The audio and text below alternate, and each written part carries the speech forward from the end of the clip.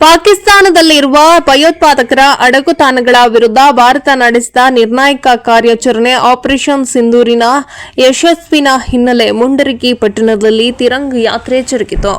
ಈ ತಿರಂಗ ಯಾತ್ರೆಯು ಪಟ್ಟಣದ ಕೋಟಿ ಆಂಜನೇಯ ದೇವಸ್ಥಾನದಿಂದ ಚಾಲನೆಗೊಂಡು ಪಟ್ಟಣದ ಪ್ರಮುಖ ರಸ್ತೆಗಳಲ್ಲಿ ಸಂಚರಿಸಿತು. ತಿರಂಗ ಯಾತ್ರೆಯಲ್ಲಿ ಶಿರಹಟ್ಟಿ ಕ್ಷೇತ್ರದ ಶಾಸಕ ಡಾಕ್ಟರ್ ಚಂದ್ರು ಲಮಾನಿ, ಮಾಜಿ ಸೈನಿಕರು, ವಿದ್ಯಾರ್ಥಿಗಳು, ಸುತ್ತಮುತ್ತಲಿನ ಗ್ರಾಮದ ಹಲವಾರು ಮುಖಂಡರು ಉಪಸ್ಥಿತರಿದ್ದರು. ಇದೇ ವೇಳೆ ಮಾಜಿ ಯೋಧಕರಿಗೆ ಹೂ ಮಾಲೆಯನ್ನ ಹಾಕಿ ಗೌರವಿಸಿದರು. ಈ ಸಂದರ್ಭದಲ್ಲಿ ಮುಖಂಡ ಹೇಮ ಗಿರೀಶ್ ಹಾವಿನಾಳ್,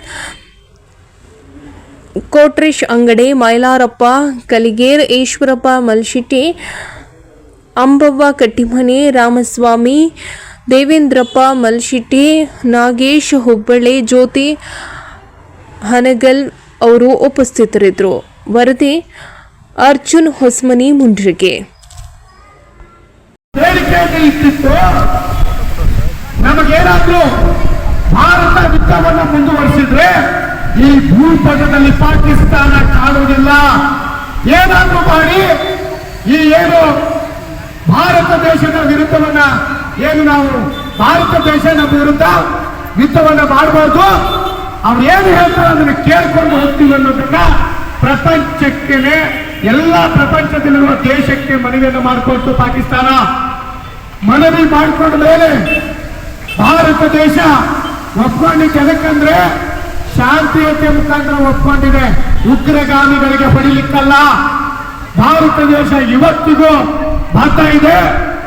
ಎಲ್ಲಿ ಉಗ್ರಗಾಮಿಗಳು ಇದ್ದಾರೆ ಅವರನ್ನ ಹುಡುಕಿ ಹೊಡಿತೀವಿ ಅನ್ನೋದು ಇದು ಶತಸಿದ್ಧ.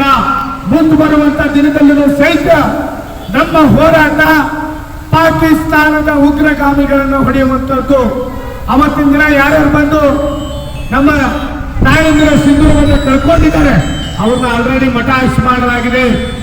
ಇನ್ನು ಉಳಿದಂಥದ್ದು ಎಲ್ಲೆಲ್ಲಿ ಪಾಕಿಸ್ತಾನದ ಒಳಗೆ ಹೊಕ್ಕು ಭಾರತ ದೇಶದ ಸೈನ್ಯ ಸುಮಾರು 24ರಿಂದ 30 ಕಿಲೋಮೀಟರ್ ಒಳಗೆ ಹೋಗಿ ಹೊಡೆದು ಬಂದಿದ್ದಾರೆ ಪಾಕಿಸ್ತಾನದ ಉಗ್ರಗಾಮಿಗಳನ್ನ. ಇನ್ನು ಮುಂದೆ ನಮಗೆಲ್ಲರೂ ಗೊತ್ತಿದೆ, ಪಿಒಟಿ ನಮ್ಮದು. ಪಿಒಟಿ ಭಾರತ ದೇಶಕ್ಕೆ ಸಂಬಂಧಪಟ್ಟಿದ್ದು. ಈ ಪಿಒಟಿನ ನಾವು ಪಡೆದೇ ತೀರ್ತೀವಿ.